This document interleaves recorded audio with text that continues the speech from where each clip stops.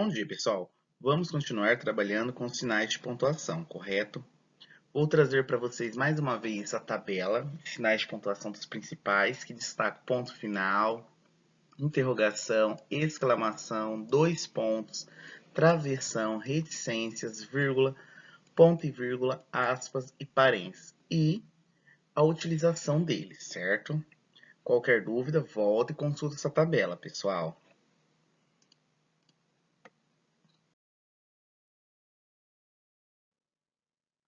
Agora, pessoal, é a vez de vocês. Nós temos um trecho do texto Chapeuzinho Branco e vocês vão transcrever esse trecho aqui com sinais de pontuação. Nele não tem nem vírgula, nem ponto final, então vocês têm que ler ele e ver os sinais de pontuação que estão faltando. Se vocês quiserem, façam um rascunho aqui nessa parte, coloque os pontos, sinais de pontuação que estão faltando e depois a gente escreve ele nesse espaço corretamente já com os sinais de pontuação corretamente. Vamos lá, então? Então, vamos lá. Depois de dar um pequeno soluço, aqui a gente tem a vírgula depois do soluço, certo? O lobo disfarçou-se de vovó e deitou na cama para esperar Chapeuzinho, que a gente tem o ponto final. E aqui o A, esse A tem que ser maiúsculo. A menina vinha bem devagar pela mata, outro ponto final, colhendo folhas, escutando os pássaros, brincando com esquilos, bebendo água das fontes e cantando sua música. Aqui temos ponto final e aqui vai começar a música. Lembra a parte que começa a música? Eu falei para vocês que ela está cantando uma música, começa com aspas e o P maiúsculo. Pela estrada fora, vírgula. Eu vou tão tristinha, não tenho mais pai, sou uma orfanzinha. Ponto final e fecha aspas, que terminou a música nesse pedaço, certo? Então agora a gente vai começar com finalmente maiúsculo, vírgula. Quando chegou à casa da avó, vírgula, ela bateu na porta. Se ela bateu na porta, lembra, a gente tem os dois pontos e a gente tem o travessão e o pleque-pleque. Esse pleque-pleque tem que ser maiúsculo. E a gente tem o que aqui? Vírgula, vírgula, esse pleque-pleque. E ponto final. Agora, no quem bate, a gente tem uma pergunta, a gente tem um travessão,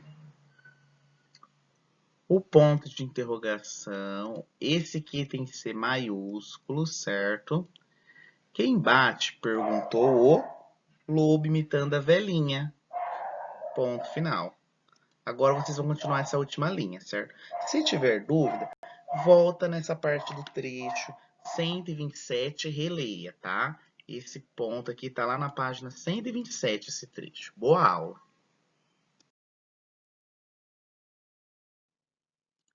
Agora, pessoal, vocês vão pegar atividades das folhas que está no envelope e vão achar a interpretação do Chapeuzinho Branco. Só que hoje nós vamos responder da questão 1 até a 6 somente, certo?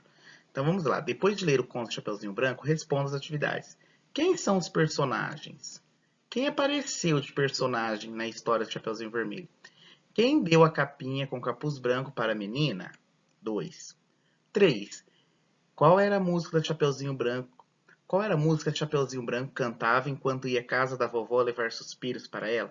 Aqui, pessoal, vocês vão escrever a música, mas lembra da aspas, certo? Que a música tem que começar com aspas e a hora de terminar a música, fecha aspas, certo? 4. O lobo conseguiu enganar a menina? É uma pergunta. Sim ou não e como? Questão 5. Copie do texto um diálogo entre a Chapeuzinho Branco e o lobo. Então, vocês têm que copiar uma parte que a Chapeuzinho e o Lobo conversam. Lembra do travessão, se eles estão conversando, certo? E na 6, por que o Lobo sentou na cama e começou a chorar em vez de engolir a menina? Vocês vão colocar aqui qual foi o motivo. Por que ele não engoliu a menina e sim ele começou a chorar? O que aconteceu? Por que ele fez isso? Agora, pessoal, a gente vai trabalhar em matemática uma parte que se chama geometria, que ela destaca figuras geométricas e algumas relações nessas figuras, certo? Então, a gente vai começar a trabalhar geometria. Então, vamos lá. Primeira parte que a gente vai começar é a página 70 do EMAI, certo? Atividade 13.1. Na natureza e nas construções humanas, podemos identificar um rico universo de objetos com diferentes formatos. Então, olha, a gente tem uma árvore, essa lata, a representação do universo, a bola de futebol, o cone de trânsito e as montanhas, certo? Dê nomes aos formatos das figuras exploradas nas ilustrações. Então, aqui a gente só vai colocar o nome. Pode colocar o nome, pessoal, aqui do lado, certo? Então, aqui, essa lata, ela parece que é o cilindro.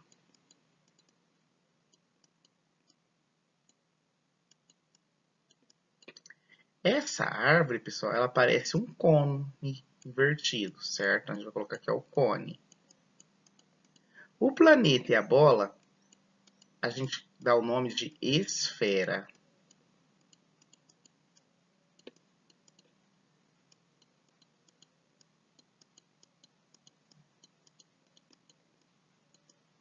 O cone de trânsito, ele se identifica como cone também na geometria, tá? Só cone.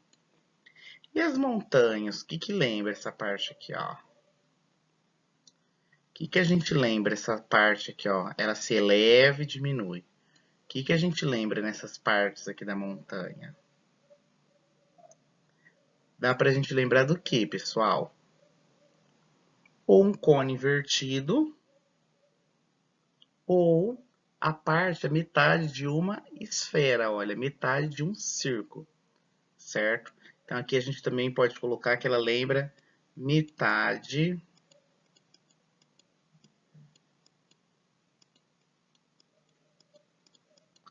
de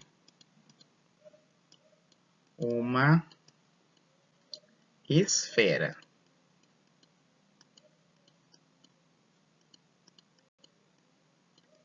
Certinho, pessoal? Boa aula de matemática. Pessoal, continuando a nossa parte de geometria em matemática. Atividade 13.2 do EMAI, página 71. Em objetos com formato de cilindro, esfera e cone, podemos observar superfícies arredondadas. Motivo pelo qual eles são chamados de corpos redondos, porque eles têm a superfície deles redonda, certo? No entanto, há construções de objetos que têm todas as superfícies planas. Eles são chamados de poliedros. Observe alguns nas ilustrações abaixo. Então, a gente tem o dado, que representa um cubo, um freezer, que representa um prisma retangular, uma geladeira, né? Uma caixa, os livros, caixa de presente, uma cômoda, um esquema de um prédio e essa figura. Todas elas, pessoal, olha, são redondas, certo? Então, faça uma lista de características comuns e diferenças entre os formatos dos objetos e construções representadas nas ilustrações. Então, a gente tem o quê? Que todos eles são planos. Essa é a igualdade entre eles. E a diferença é que alguns são retangulares e outros são quadrados, certo? Boa aula, pessoal! Vamos lá, pessoal. Hoje nós vamos trabalhar o ar e a sua composição, certo? Então, vamos lá. O ar envolve o planeta Terra. O planeta Terra é envolto por uma camada de gases chamada atmosfera. Ela desempenha um papel muito importante para a vida no planeta. Filtra parte dos raios solares e contribui para manter a temperatura da Terra. Sem a atmosfera, o planeta seria muito quente durante o dia e muito frio à noite. Na atmosfera, próxima à superfície do planeta, existe uma concentração maior de ar. À medida que a altitude aumenta, a concentração do ar diminui, ou seja, ele se torna rarefeito. Fora da atmosfera, está o espaço, onde não existe o ar. Então, olha só. Se não fosse a concentração de ar, os raios do Sol iriam direto na Terra e ia ser muito quente a Terra. Então, esse ar que compõe a atmosfera, eles têm por sentido e a função deles é diminuir a temperatura dos raios solares que chegam até a Terra, certo? Então, olha só, parte dos raios solares volta para o espaço e parte fica presa na atmosfera e aquece a superfície do planeta. Então, olha, algumas partes vêm e entra que esquenta o planeta. Outros, eles voltam, eles não conseguem atingir o planeta Terra, certo? Então, vamos lá. E agora aqui a gente tem a superfície, olha. O gás oxigênio, ele se encontra na parte mais baixa da superfície. Conforme eu for ganhando mais altitude, ou seja, a altura, esse ar vai se diminuindo, o que se torna ele rarefeito. Então aqui, nessa parte eu tenho pouco gás oxigênio e fora já da atmosfera eu tenho a ausência do gás oxigênio, ou seja, eu não tenho a presença desse gás, certo? Então vamos lá, a quantidade de gás oxigênio disponível na atmosfera varia de acordo com a altitude. Quanto mais longe da superfície da Terra, menor é a quantidade de ar. 15. Qual é a importância da atmosfera para a vida no planeta Terra? Então, ou seja, qual que é? Essa questão, pessoal, é só para a gente discutir oralmente. O que é a importância? A importância é que ela faz uma regulagem sobre a temperatura do planeta Terra, certo? 16. Observe novamente a imagem do astronauta na página 19. Por que o astronauta precisa de roupas, de equipamentos especiais para sobreviver no espaço? Porque ele precisa de todos esses equipamentos. Por quê? Porque a gente vê que aqui, olha, onde está o satélite, não tem gás oxigênio, tem ausência do gás oxigênio. Então, por isso que ele precisa desses equipamentos especiais, certo?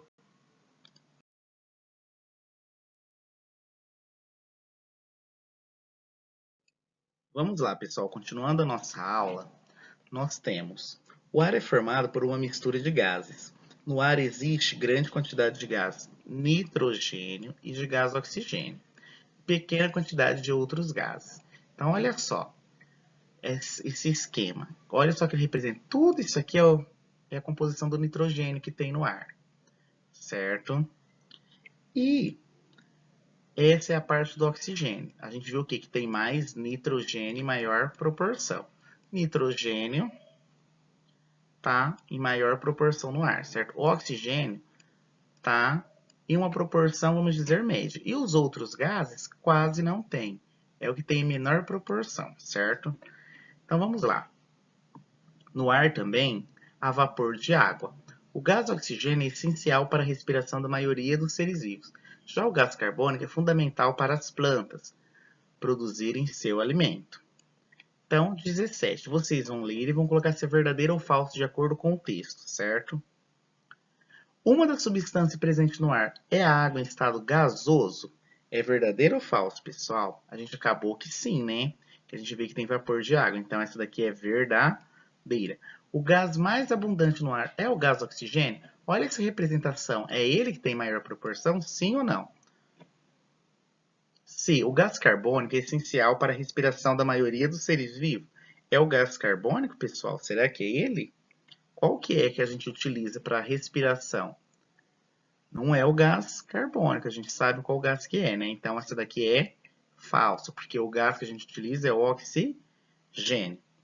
Continuando a leitura, pessoal, na atmosfera ocorrem certos fenômenos, como a formação de nuvens, chuvas, granizo, neve, raios, trovões, relâmpagos e ventos.